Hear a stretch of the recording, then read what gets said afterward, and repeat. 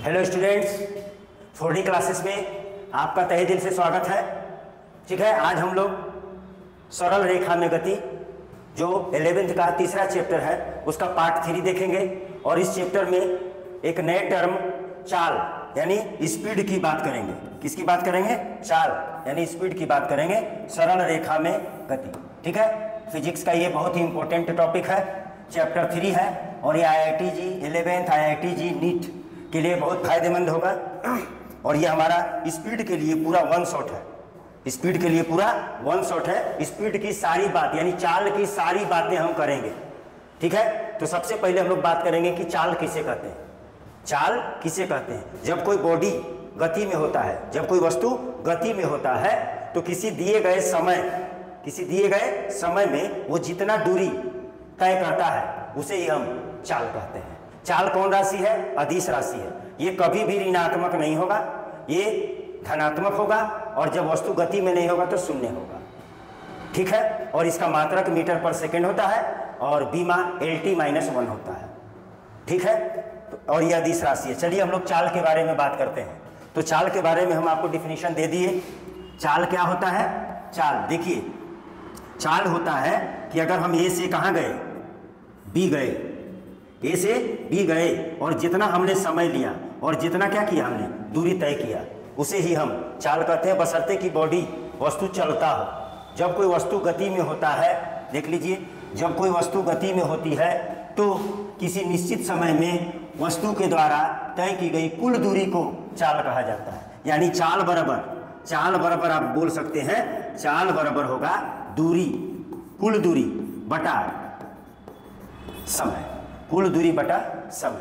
या आप बोल सकते हैं प्रति इकाई समय में वस्तु द्वारा तय की गई कुल दूरी को चाल कहा जाता है। ठीक है, किसी गतिशील वस्तु के द्वारा प्रति इकाई समय में तय की गई दूरी को चाल कहा जाता है। ठीक है, तो चाल कौन राशि है? चाल अदिश राशि है। कौन राशि है? अदिश राशि है। ठीक है, और चाल पॉजिटिव होता है, पॉजिटिव या जीरो होता है। चाल कभी भी नेगेटिव नहीं होता है। और चाल को हम डिनोट करते हैं U से या V से, और V को बोलते हैं हम लोग अंतिम चाल, और U को बोलते हैं प्रारंभिक चाल। तो आप U से V से डिनोट कर सकते हैं। U को प्रारंभिक चाल कहते हैं और V को अंतिम चाल कहते हैं। और चाल कौन राशि है? अदिश राशि है। कौन राशि है? अदिश राशि है। चाल कभी भी ऋणात्मक नहीं होता, चाल हमेशा धनात्मक या शून्य होगा। शून्य कब होगा? जब वो चलेगा नहीं, और जब टाइम पास होगा, चलते रहेगा, तो वो हमेशा पॉजिटिव होगा, धनात्मक होगा। ठीक है, अच्छा, चाल अदिश राशि क्यों है? क्योंकि दूरी अदिश राशि है और समय अदिश राशि है, इसलिए चाल अदिश राशि है। ठीक है, तो चाल के बारे में हमने समझ लिया।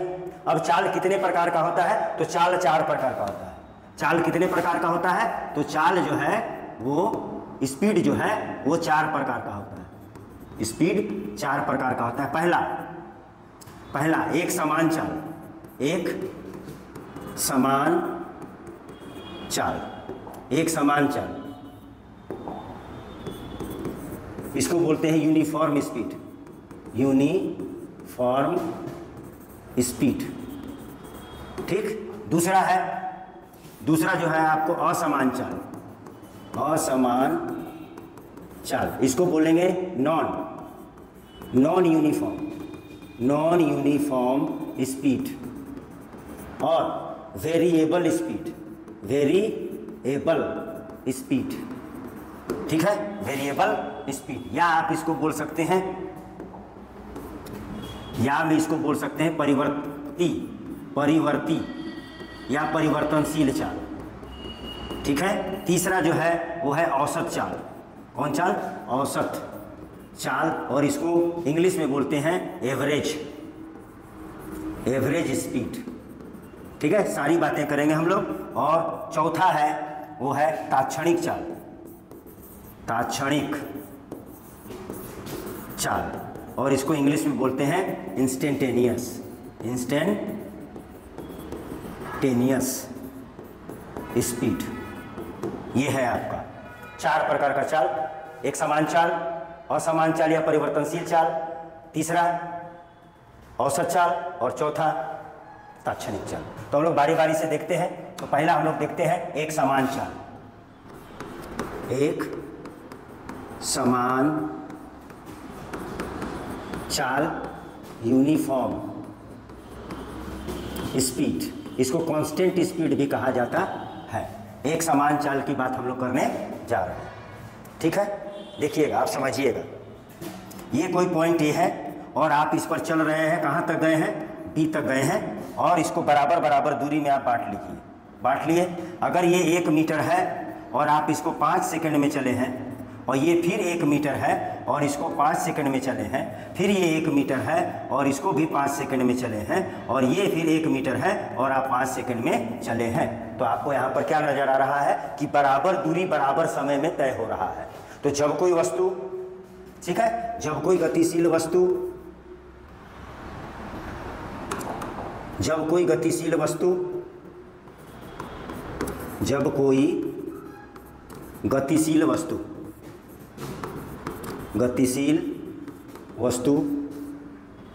बराबर समान समय में, बराबर समय में समान दूरी तय करती है या करता है, तो वस्तु के चाल को एक समान चाल कहा जाता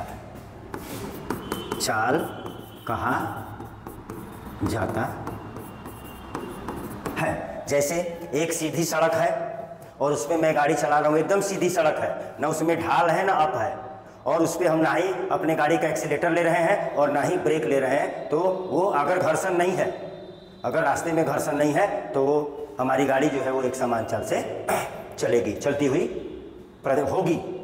होगी, ठीक है। तो एक समान चाल इसे हम कहते हैं। जैसे हम लोग बोलते हैं कि हमारा पृथ्वी जो है वो अपने अक्ष के चारों ओर या सूर्य के चारों ओर एक समान चाल से गति करती है। अगर पृथ्वी एक समान चाल से नहीं चलती तो हम लोग कभी ना कभी आपस में अपने आप टकरा जाते हैं, धरती टूट जाता, हम लोग कहीं गिर जाते, ठीक है। तो पृथ्वी एक समान चाल से चलती है, ठीक है। तो ये हुआ एक समान चाल। क्या होता है, जब कोई वस्तु समान दूरी समान समय में तय करता है तो वस्तु के चाल को एक समान चाल कहते हैं।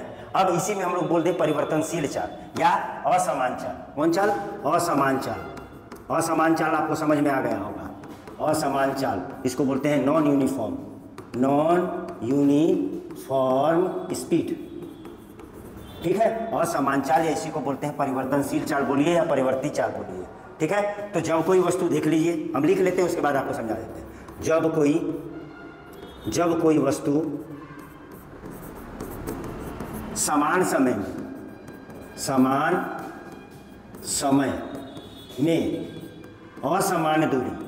असमान दूरी या असमान दूरी समान समय में या असमान दूरी, तीनों बातें होंगी। असमान दूरी असमान समय में तय करती है तो ऐसे चाल को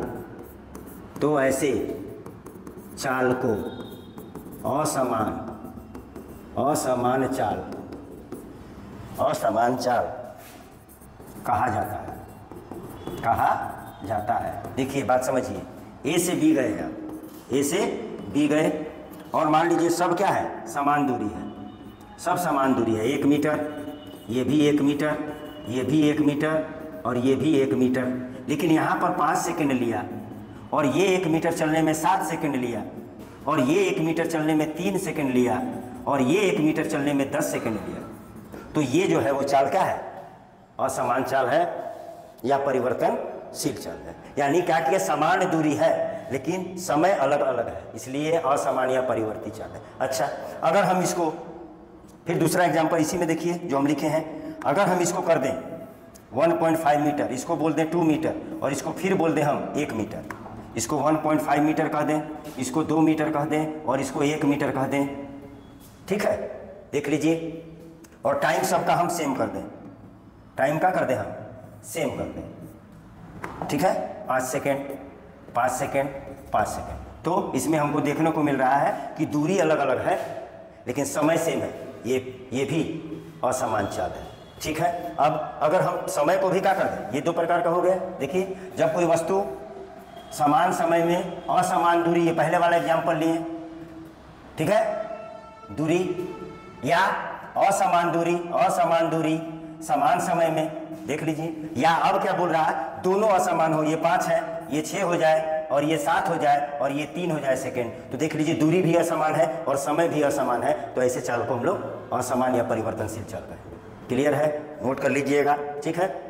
लोग केवल एक ही बात बोलते हैं कि समान समय में असमान दूरी तय करता है तो उसको असमान चाल कहते हैं। नहीं, इसका 3 कंडीशन हो सकता है, या तो दूरी बदल जाए समय फिक्स रहे, या समय बदल जाए दूरी फिक्स रहे, या दोनों बदल जाए तो असमान चाल होगा, ठीक है। और दूरी और समय फिक्स रहेगा तो एक समान चाल होगा। चलिए नेक्स्ट बढ़ते हैं, हम लोग औसत चाल की बात करते हैं। किसकी बात करेंगे हम लोग, औसत चाल की बात करेंगे। तो औसत चाल, औसत मीन्स होता है, देखिए दूरी बराबर क्या देखें आप, चाल बराबर क्या देखें आप, दूरी बटा समय, तो समय का खेला है।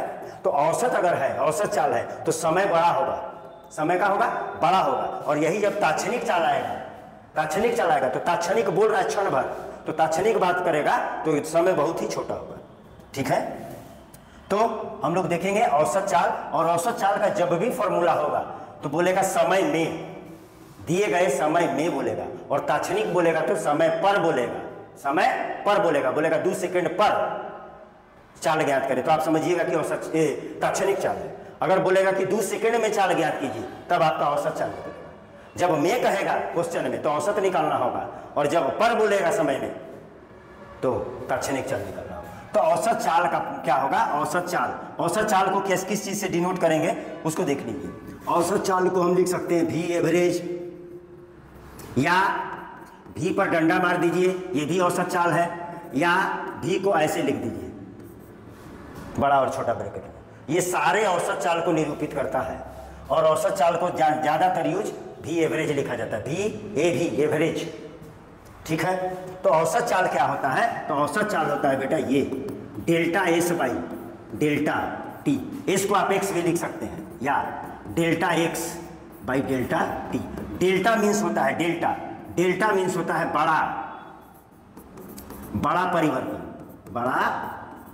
परिवर्तन, और डी जब लिखा मिलेगा आपको तो होगा बहुत छोटा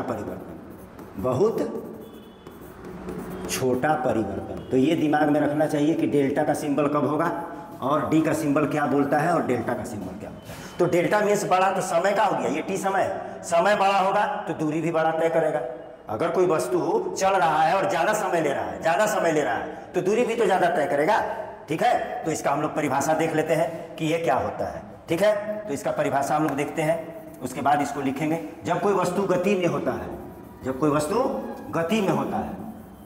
ठीक, लिखते हैं हम परिभाषा।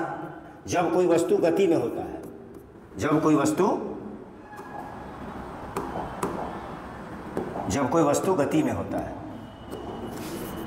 जब कोई वस्तु गति में होता है तो किसी दिए गए समय अंतराल में वस्तु द्वारा तय की गई दूरी को औसत चाल कहता है, औसत चाल कहा जाता है। यानी औसत चाल बराबर तय की गई कुल दूरी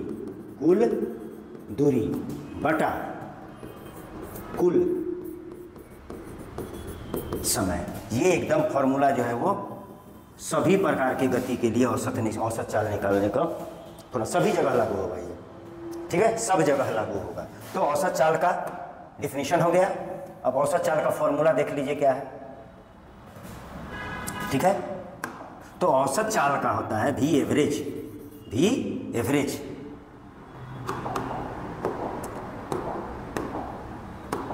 वी एवरेज, वी एवरेज बराबर delta S by delta T, और यू आप कह सकते हैं delta X by delta T.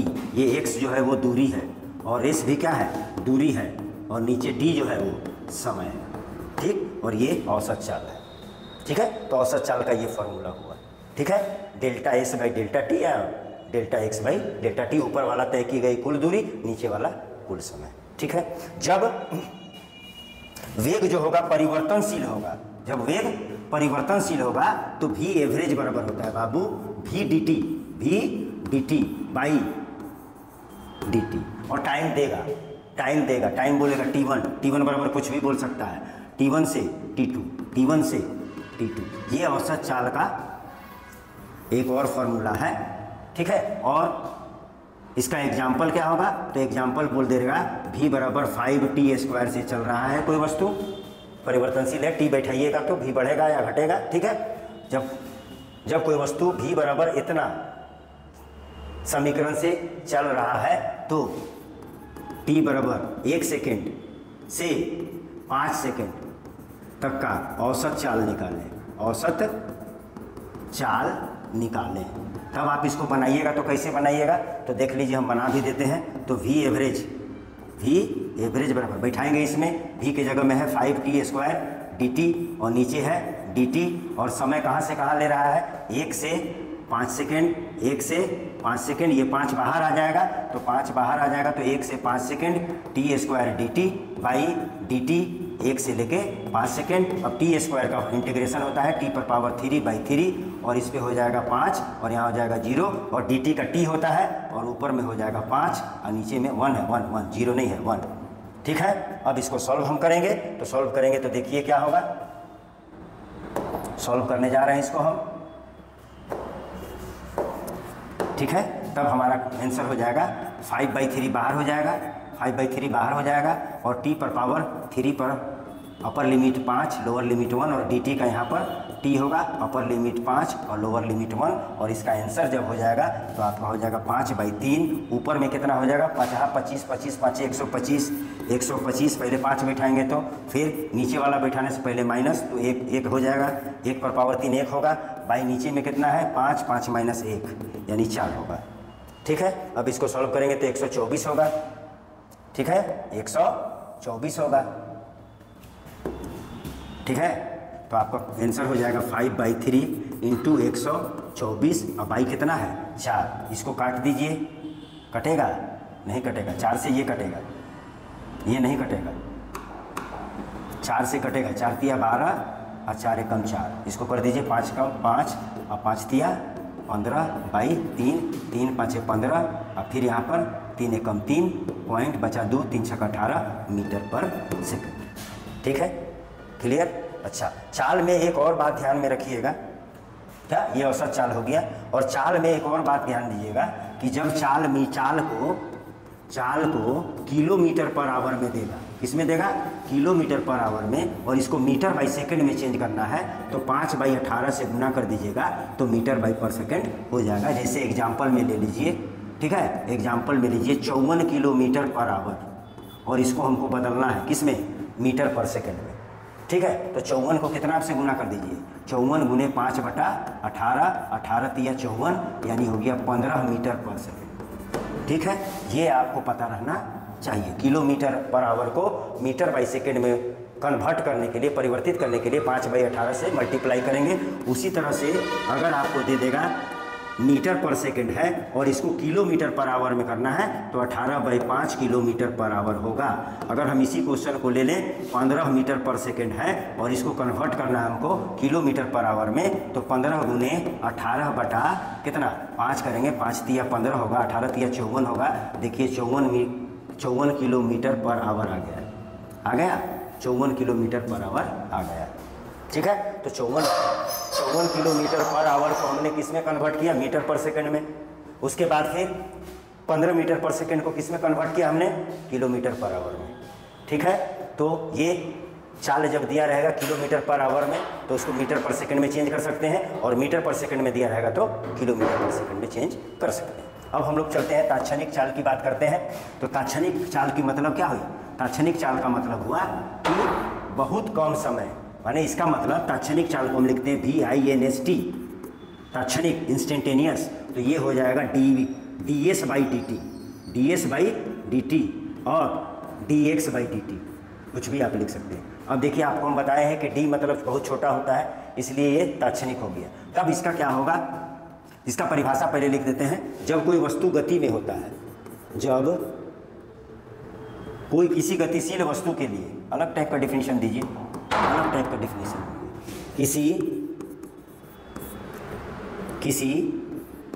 गतिशील वस्तु के लिए, गतिशील वस्तु के लिए किसी दिए गए क्षण में, दिए गए क्षण में, क्षण इंस्टेंट, क्षण में वस्तु द्वारा, में के ऊपर किसी दिए गए क्षण पर, किसी दिए गए क्षण पर वस्तु द्वारा तय की गई दूरी को तात्क्षणिक चाल कहा जाता है, कहा जाता है। क्षण भर की बात करेगा ये, किसकी बात करेगा, क्षण भर की बात किया करेगा। तो क्या औसत चाल को हम क्षण भर में बदल सकते हैं, हाँ बदल सकते हैं सर, उसी से फॉर्मूला आएगा, देखिएगा देखिएगा। तो आपके पास V एवरेज का फॉर्मूला है, क्या है सर, तो V एवरेज का फॉर्मूला है ΔS/ΔT। अब इसको हमको क्षण भर में बदलना है, ये बहुत बड़ा समय है, इसको छोटा करना है। तो हम यहाँ पर ले लेंगे लिमिट, लिमिट, ये लिमिट है, क्या है ये, लिमिट ΔT को 0 के करीब ले जाएंगे। कहाँ ले जाएंगे, 0 के करीब ले जाएंगे। 0 होगा नहीं, एकदम 0 के करीब ले जाएंगे, 0.9999, तब वो क्षण भर में बदल जाएगा। तब यही जो औसत है वो कौन चीज़ में बदल जाएगा, तात्क्षणिक में बदल जाएगा। V इंस्टेंटेनियस बराबर यही हो जाएगा DS/dt, ये देखिए DS/dt। और आप जब भी कोई भी आपके बगल से गाड़ी जाती है तो आप बोलते हैं बहुत तेजी से जा रहा, तो आपने किसको बताया, तात्क्षणिक चाल को बताया। तो क्या तात्क्षणिक चाल ही चाल होता है, यस सर, तात्क्षणिक चाल को ही चाल कहा जा सकता है। ठीक है, क्लियर। तब हम आगे बात करते हैं, आगे क्या होगा, तो आगे बोला गया है कि भी तात्क्षणिक बराबर DS/dt, या आप लिख सकते हैं dx/dt। ठीक है, तो यहां पर आपको पता चल रहा है कि ये डिफरेंशिएशन है, अवकलन है, क्या है, अवकलन है। तो अवकलन क्या बोलता है, अवकलन ढाल बताता है, अवकलन क्या बोलता है, ढाल बताता है। तो क्या ये, अच्छा क्या यही चाल है, हाँ यस सर चाल है। तो चाल को क्या बोलेंगे हम, चाल को बोलेंगे दूरी, दूरी या समय, ग्राफ के ढाल को, देखिए नया परिभाषा आ रहा है चाल का, ढाल को चाल, चाल कहा जाता है। देख लीजिए एक नया डिफिनीशन मिला, ये ढाल कहलाता है। ये डिफरेंशिएशन क्या बताता है, ढाल बताता है। ठीक है, और जब चाल लिखा मिले और उसके बगल में औसत ना रहे तो आपको तात्क्षणिक चाल ही पूछा जा रहा है, और तात्क्षणिक चाल को ही चाल कहते हैं। ठीक, अब दूसरी बात क्या होगी साहब, तो दूसरी बात हो रही है कि यहाँ डिफरेंशिएशन हो रहा है, अवकलन हो रहा है। कितना बार हो रहा है, एक बार हो रहा है। किसका हो रहा है, दूरी का, किसके सापेक्ष, समय के सापेक्ष। तो गतिशील वस्तु के लिए, गतिशील वस्तु के लिए, वस्तु के लिए क्या, समय के सापेक्ष, समय के सापेक्ष दूरी के, किसका, दूरी का, किसके सापेक्ष, समय के सापेक्ष दूरी का प्रथम, कितना बार अवकलज हो रहा है, एक बार। प्रथम डिफरेंशिएशन को अवकलज कहते हैं, प्रथम अवकलन को चाल कहा जाता है। चाल कहा जाता है। ठीक, अब यहाँ से आगे बात करते हैं। तो आपको पता चल गया सर v बराबर ds/dt, पता चल गया। तो आप इसको क्रॉस मल्टीप्लिकेशन कीजिएगा तो होगा ds बराबर v dt। और जब भी ऐसा शकल का मिलता है तो हमको पता चलना चाहिए कि यहाँ पर इंटीग्रेशन हो रहा है, यहाँ पर इंटीग्रेशन करना है, तो यहाँ इंटीग्रेट कर दीजिए और यहाँ पर इंटीग्रेट कर दीजिए। ठीक, तो ds का यानी dx का x होता है इंटीग्रेशन, तो ds का s होगा और s बराबर आप लिख सकते हैं v dt। देख रहे हैं, ये एक फार्मूला नया आया और ये आपको चाल का फार्मूला है। ठीक है, तो यहाँ से बातें हो रही है कि आपको चाल निकालना है तो दूरी का डिफरेंशिएशन करना है। ठीक है, ठीक है, ठीक। तो चाल निकालना है कि क्या निकालना है? चाल निकालना है। किसे निकालना है? दूरी से। जब दूरी से आपको क्या निकालना है? चाल निकालना है, चाल। तो आपको क्या करना होगा? डिफरेंशिएशन करना होगा, डिफरेंशिएशन करना होगा। ठीक, और ये बोल रहा है कि आपको चाल से क्या निकालना है? चाल से निकालना है दूरी, चाल से दूरी निकालना है तो आपको इंटीग्रेशन करना होगा, इंटीग्रेशन करना होगा। बहुत इंपॉर्टेंट बात है ये। ठीक है, इसका मतलब हमको सर हमको ये दिमाग में पूरा फिक्स रखना चाहिए सर। क्या सर? कि दूरी यहाँ लिखा है और दूरी से हमको क्या बनाना है? चाल। देख लीजिए, आधा तीर है, दूरी से चाल, तब हमको क्या करना होगा? Differentiation, differentiation. और चाल से क्या निकालना है सर? चाल से हमको दूरी निकालना है, तब हमको करना है इंटीग्रेशन, तब हमको इंटीग्रेशन करना है सर। ठीक है सर, तो ये तात्क्षणिक चाल हुआ। ठीक है, तो हमको पता चल गया सर, क्या पता चल गया? ठीक है, यहाँ तक बातें समझ में आई। तो हमको पता चल गया सर कि चाल बराबर होता है सर, चाल बराबर होता है दूरी बटा समय सर। ठीक, और ये कौन राशि होता है सर? अदिश राशि होता है सर। और ये जीरो या पॉजिटिव होगा सर, जीरो या पॉजिटिव होगा सर, ये नेगेटिव कभी नहीं होगा सर। ठीक है, अदिश राशि है सर। ठीक, अच्छा, कितने प्रकार का चाल है सर? तो चाल है एक समान चाल सर, एक समान चाल। ठीक, दूसरा क्या है सर? असमान चाल, असमान चाल। और तीसरा क्या है सर? औसत चाल, औसत चाल। और इसका फॉर्मूला सर v एवरेज बराबर डेल्टा x बाई या s by delta t sir.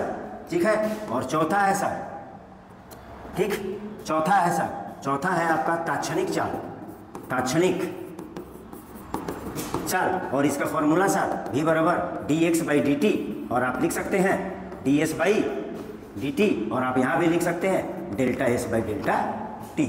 जब समय ज़्यादा होगा तो औसत चाल, समय कम होगा तो तात्क्षणिक चाल। जब समय में बोलेगा में, इतने समय में, तो आपको औसत निकालना है, और जब समय पर बोलेगा तो चाल निकालना है या तात्क्षणिक चाल निकालना है। ठीक है, ठीक है, आशा करते हैं यहाँ तक समझ में आ गई होगी। और ये चाल का एक और डिफिनीशन है, क्या है? कि समय के सापेक्ष दूरी के प्रथम अवकलज को चाल कहते हैं और दूरी और समय के ग्राफ के ढाल को भी चाल कहते हैं। ठीक है, इतनी इतनी डिफिनीशन आपको मिल रहा है। ठीक है, और आपको क्या मिला? v एवरेज का फॉर्मूला था सर, ऐसे कैसे था सर? v एवरेज का फॉर्मूला था सर v dt, टाइम दे देगा सर t1 से t2, अब भाई नीचे में dt, ये t1 और ये t2। जब ये परिवर्तनशील रहेगा तब ये लगाएंगे फॉर्मूला सर। ठीक है, अच्छा, एक बार और समझ में आ रहा सर, यहाँ से ds बराबर आया सर v dt। ठीक है, और ये इंटीग्रेशन है सर, तो s बराबर हो जाएगा सर v dt। तो ये बताएगा, ये अगर देख लीजिए चाल से दूरी निकालना है तो ये ग्राफ का क्षेत्रफल निकाल लीजिएगा, तब निकल जाएगा ग्राफ का क्षेत्रफल। ये हम जब ग्राफ पढ़ाएंगे तो वहाँ पर आपको और अच्छा से बताएंगे। यानी चाल से आपको दूरी निकालना है तो कोई भी ग्राफ दे देगा, कोई भी ग्राफ आपको दे देगा तो उसका क्षेत्रफल निकालना होगा। ये क्षेत्रफल निकाल लीजिएगा तो हो जाएगा। ठीक, ठीक है, और तात्क्षणिक चाल निकालना होगा तो इसी ग्राफ का ढाल निकाल के आपको बता देना होगा। ठीक, चलते हैं अब इस पर हम लोग कुछ न्यूमेरिकल देखते हैं। इस पर हम लोग कुछ अब न्यूमेरिकल देख लेते हैं। तो न्यूमेरिकल में देख लीजिएगा, बहुत इंपॉर्टेंट है सब। ठीक है, तो पहला न्यूमेरिकल बोलेगा कि यदि कोई वस्तु किसी रास्ते की आधी दूरी v1 चाल से तथा बची हुई दूरी बची हुई दूरी यानी आधी ना, बची हुई आधी दूरी, बची हुई आधी दूरी v2 चाल से चलती है। बहुत इंपॉर्टेंट सवाल है, पूछता है ना, बोर्ड में भी पूछेगा, कंपटीशन में। तो वस्तु की औसत चाल ज्ञात करें, वस्तु की औसत चाल ज्ञात करें, ये निकालना है।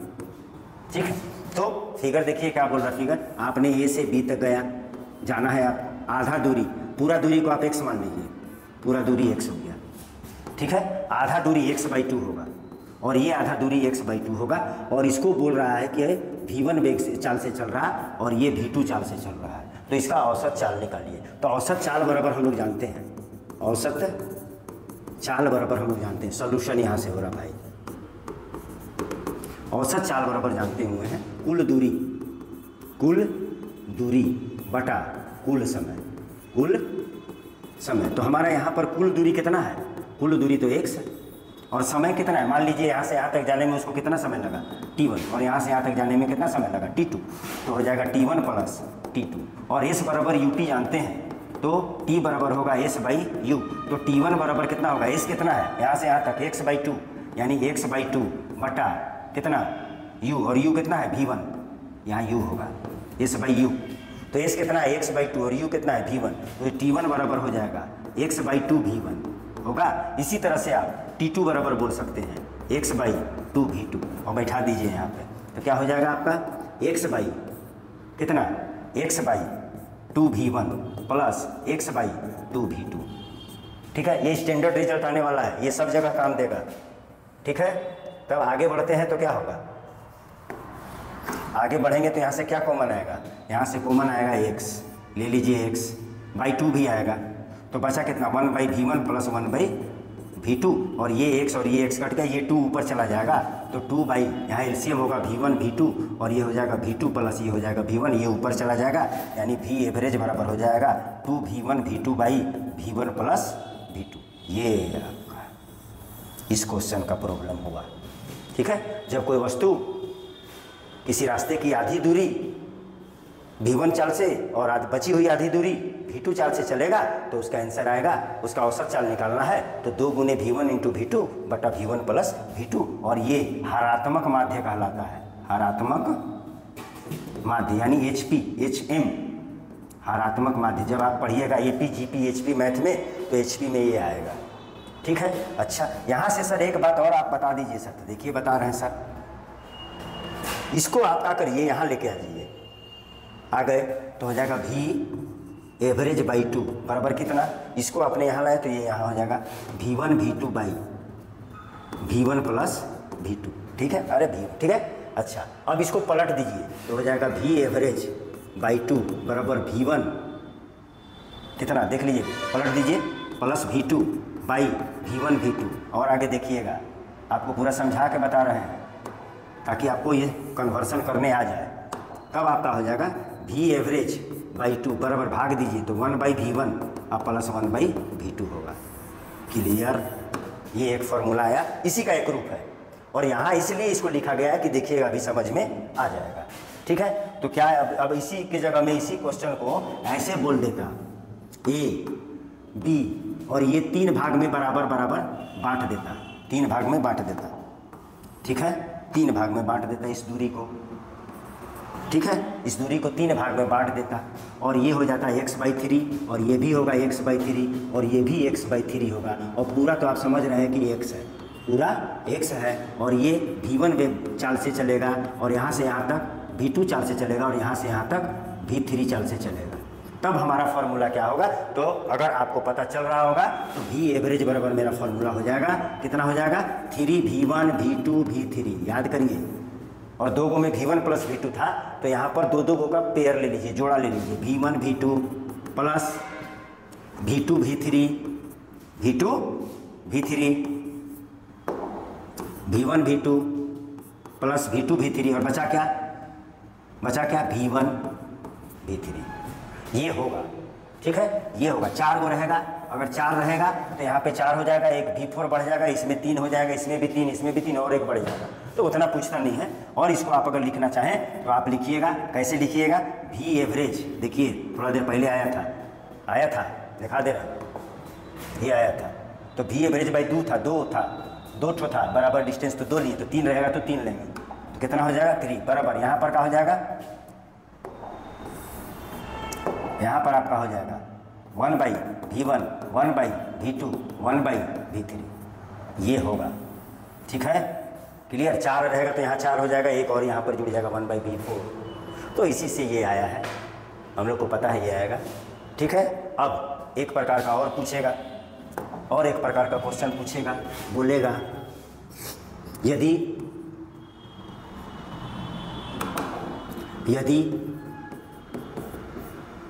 किसी रास्ते की आधी दूरी t1 समय में तथा बची हुई आधी दूरी t2 समय में, बची हुई आधी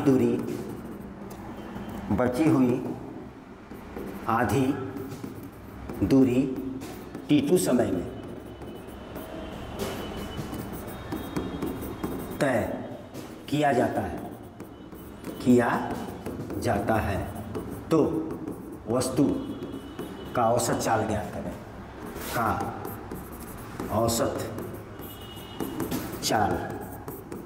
करें, आ रही बात समझ। अब ये किसको बोल दिया, किससे बात किया, चाल और समय से बात किया। इसके पहले चाल और दूरी से बात किया था।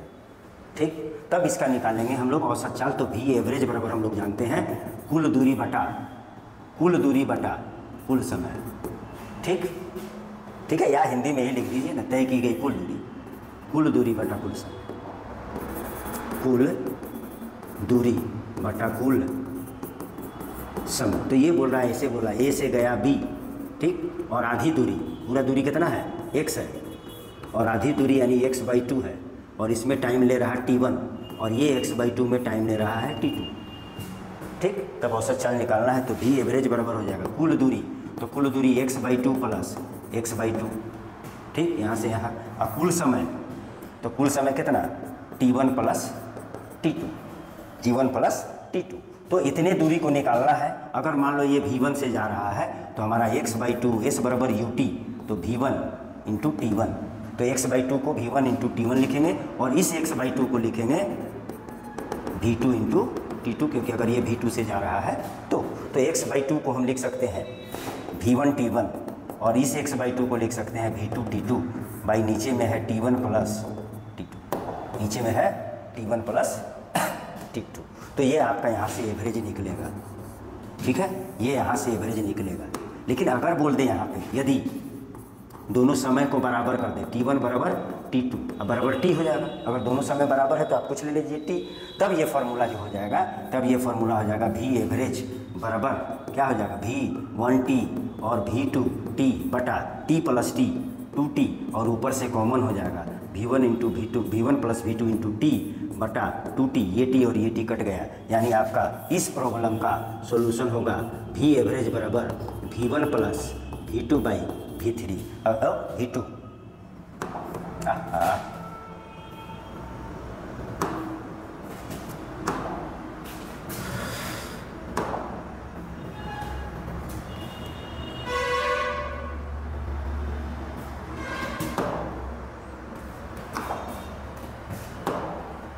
ठीक है, यहाँ पे क्या हो जाएगा, v2 हो जाएगा, 2 हो जाएगा। अगर ये 3 भाग में बटा रहेगा, 3 भाग में, तो आप लिख सकते हैं v एवरेज बराबर v1 plus v2 plus v3 by 3। 4 भाग में तो 4 v1 plus v2 plus v3 plus v4 by 4। ठीक है, क्लियर है। ठीक, तो आपको अगर बोल दे वो कि क्वेश्चन दे दे, आप बोले कि ए से बी तक जाना है, और ये आधी दूरी कितना वेग से जा रहा है, 20 मीटर पर सेकंड से जा रहा है, और ये आधी दूरी कितना से जा रहा है, तो 30 मीटर पर सेकंड से जा रहा है। तो इसका औसत चाल निकालें तो आप ये फार्मूला फटाक से लगा दीजिए, कौन, 2v1 v2 by v1 plus v2, यानी 2 गुने 20 गुने 30 बटा 20 प्लस 30 कितना, 50। ये 0 कट गया, 3 दूनी 6, 6 दूनी 12, है ना, 120, 120, अरे 5 चौके 20 भी हो जाएगा, 3 चौके 12 दूनी 24, यानी आपका आंसर हो जाएगा 24 मीटर पर सेकंड। 24 मीटर पर सेकंड आ गया। ठीक है, क्लियर? ठीक। अगर वो बोल देगा कि 20 मीटर पर सेकंड कितना में, तो 20 मीटर पर से ए से यहाँ तक गया आधी दूरी कितना सेकंड में, तो बोल देते हैं कि 10 सेकंड में। ठीक, और इसको बोल देगा 20 सेकंड में, है ना, या इसको भी बोल देगा 10 सेकंड में। तो अब आप क्या करिएगा, इसका आंसर हो जाएगा आपका V एवरेज बराबर V1 प्लस V2, यानी 20 प्लस 30 बटा 2, यानी 30 और 20 50 बटा 2 बराबर 25 मीटर पर सेकंड। जब चाल और समय की बात करेगा तो ये फॉर्मूला लगेगा V1 प्लस V2 बाई ये फार्मूला, V एवरेज बराबर V1 प्लस V2 बाई 2 लगेगा। और चाल और दूरी का बात करेगा तो ये फार्मूला लगेगा 2V1 V2 by V1 plus V2। ठीक है, और सब क्वेश्चन न्यूमेरिकल आप घर में बनाइए। ऐसा ही न्यूमेरिकल औसत चाल से पूछता है, और तात्क्षणिक चाल से अगर पूछे तो आपको दे देगा कि अगर यदि कोई वस्तु s बराबर 2t square plus 5t plus 10 metre से दूरी तय करता है, तो t बराबर 2 सेकेंड पर बोलेगा।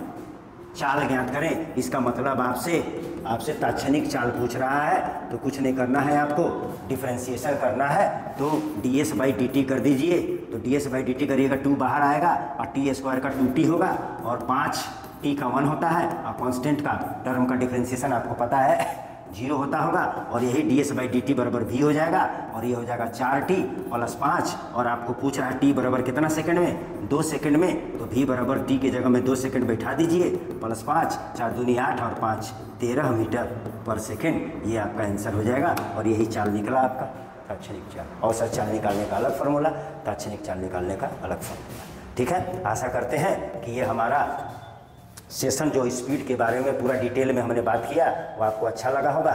अच्छा लगेगा तो एकदम शीघ्र ही अपने हाथों को ले जाइए सब्सक्राइब बटन पे, वहाँ जा कर के दबा दीजिए, बेल आइकन को दबा दीजिए, ताकि हमारा नेक्स्ट जितना भी वीडियो हम अपलोड करें वो आपको नोटिफिकेशन मिल जाए। और ज़्यादा से ज़्यादा लोगों के बीच शेयर कर दीजिए, ठीक है, ताकि हम लोग का विस्तार हो, और हम लोग का विस्तार हो तो आपको हम विस्तार करेंगे। हमारे साथ जुड़े रहिए। आप जिस भी कंपटीशन का तैयारी कर रहे हैं, बोर्ड का तैयारी कर रहे हैं, हम आपके साथ हैं, हम आपको उस लायक बना देंगे। ठीक है, अगले लेक्चर तक के लिए धन्यवाद।